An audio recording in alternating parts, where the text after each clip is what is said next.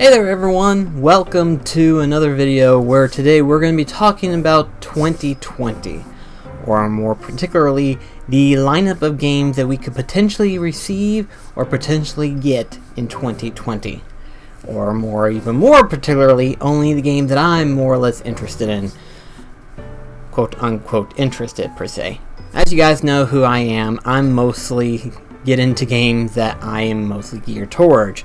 And sometimes there are some games that I end up getting, some games that I end up changing my mind entirely and getting at a later point in time.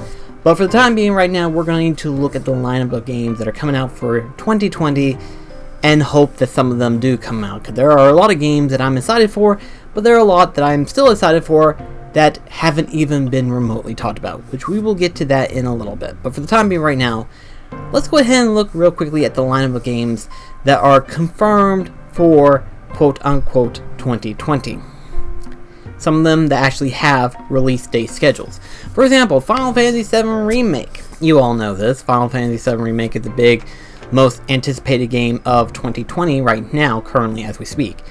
And, as you know me, I've been jumping back and forth between Final Fantasy VII Remake, whether or not I'm looking forward to it, or if I'm worried about it.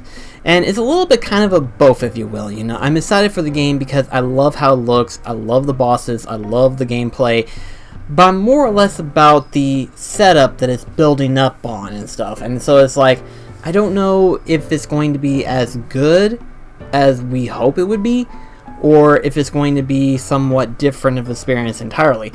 And the fact that it's going to be a series rather than a one-off game, it's kind of crazy on its own. But we are going to experience it when it finally does come out in March 3rd. So that is something to look forward to entirely. But then we also have Final Fantasy VII Crystal Chronicles. Now technically this is an HD remastering of the original Final Fantasy Crystal Chronicles that came out for the GameCube, except this one's going to be available for the Switch and the PS4. So that one is going to be another interesting game to play when it finally does come out. And so we also have Persona 5 Royal, which is basically Persona 5 but with extra content added on top of it as well. So that is something to look forward to on top of that. Persona 5 Scramble. Now there are some people that are kind of iffy on it and stuff like that, especially for like the hardcore fans of Persona per se. And I'm looking at them and I'm like, let's see, you have the RPG aspects, then you have the Dance Dance Revolution game style. What the frick is wrong with you people? I have a Persona fanboy. I have a Persona fanboy who geeks over this stuff, and even he's kind of like quiet about Persona 5 Scramble for some odd reason. I do not know why. I'll tell you though why I'm excited for Persona 5 Scramble. Number one, because it's going to be released on the Nintendo Switch, and if you've seen my unboxing of the Nintendo Switch, I've recently got it, just recently. And secondly of all, it's basically a Dynasty Warrior-like game. So, in all honesty, fighting Shin Megami Tensei monsters and demons in the style of Dynasty Warriors, I'm 100% for that. So, I am looking forward to that personally myself. So, while some people may not be excited for it, I myself am extremely hyped for this one. We have Panzer Dragoon. Now, I've never really played the original Panzer Dragoon, but after seeing the gameplay of it, I'm actually pretty interested in playing it myself. So that one's definitely going to be something to look forward to as well. Psychonauts 2. Now, I am admittedly somewhat a casual fan of Psychonauts. I love the original first one, but I didn't think that the second one was ever going to be made, period. In fact, even after they announced the damn thing to be in development, I actually didn't think it was going to ever come out, period. So now that I know that technically Psychonauts 2 is supposed to be scheduled for 2020, that is something that's going to be interesting, but at the same time, I kind of doubt that it will actually be released for 2020 personally myself. But if it does get released in 2020, then that is also a game that I'm also going to be equally interested as well. We also have Nioh 2. How can I put this? Nioh, the first Nioh was really good. I really did like it. Nioh 2, it looks like it's going to be interesting. It looks like it's going to be something fun for everyone to enjoy, but I don't know if it's going to be enough to draw me back into Nioh, considering how Nioh 2 was. Nioh was really good. Nioh was really good. I'm not going to lie on that. but there was some things that I felt could have been improved.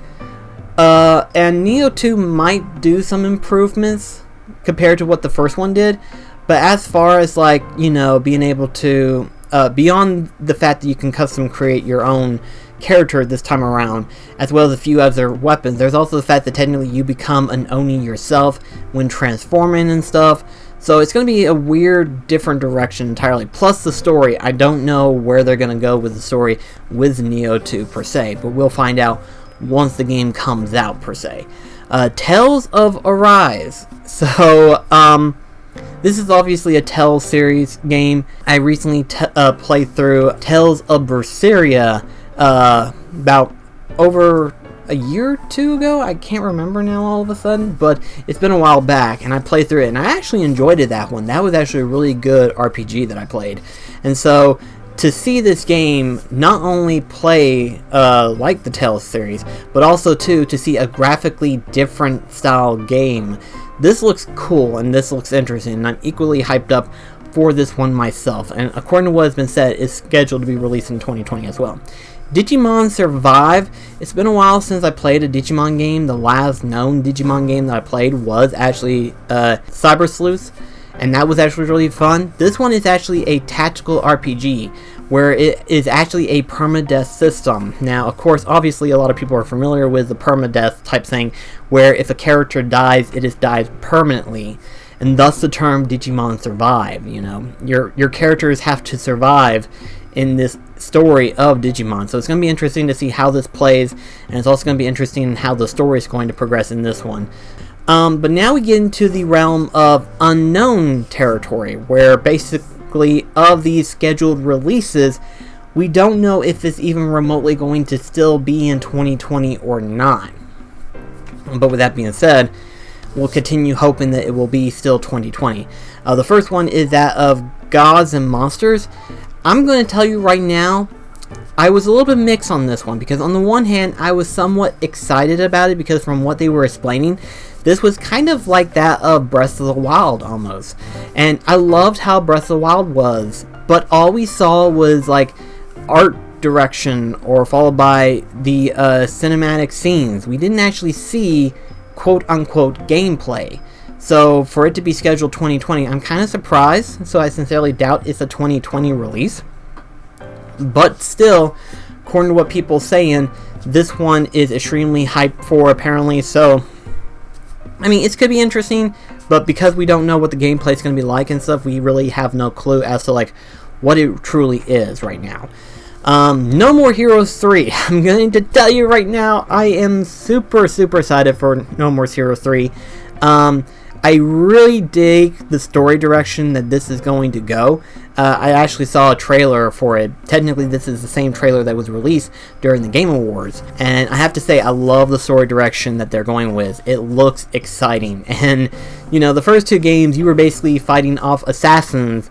Now you're fighting aliens that are posing as superheroes. So that's an over-the-top move for Pseudo51. I love that. That's awesome.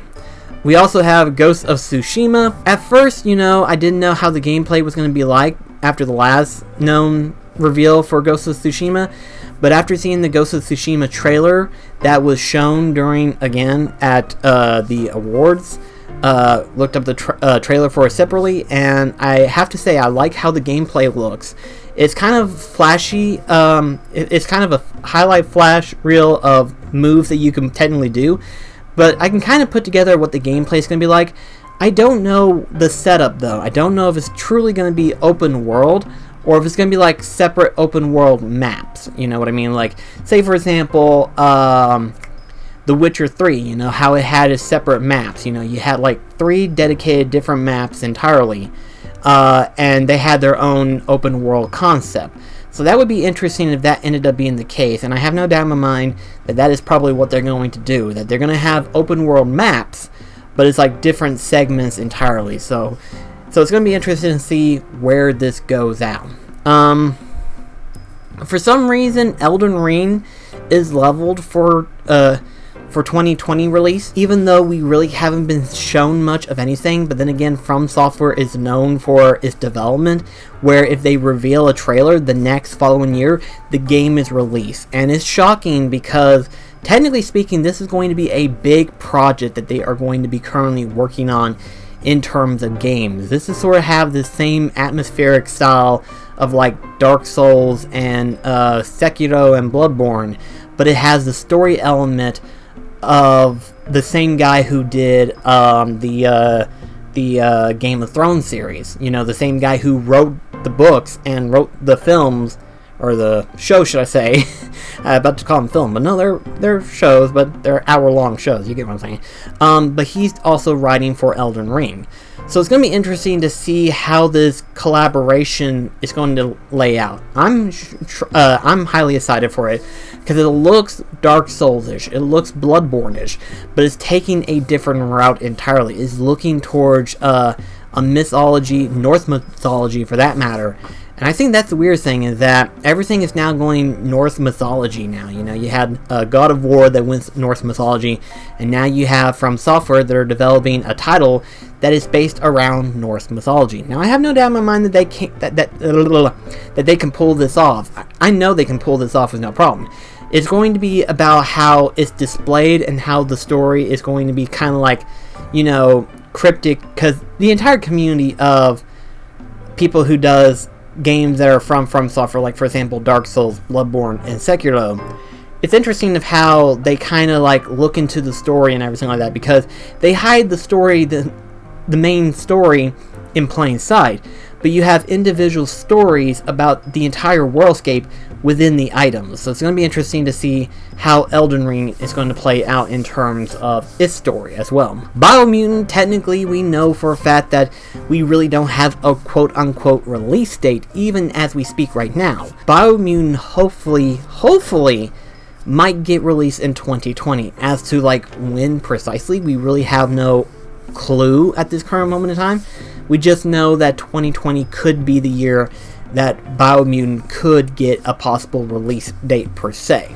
Now, let's get on to the subject of games that are currently right now in the unknown realm of things. And I say the unknown realms of things because really, we really have no open ideal as to like how development is going so far like that. A lot of people have been talking about them, but we really have no clue at this current moment in time. So, with that being said, let's look at them. There are 4 actually that people have been labeled off.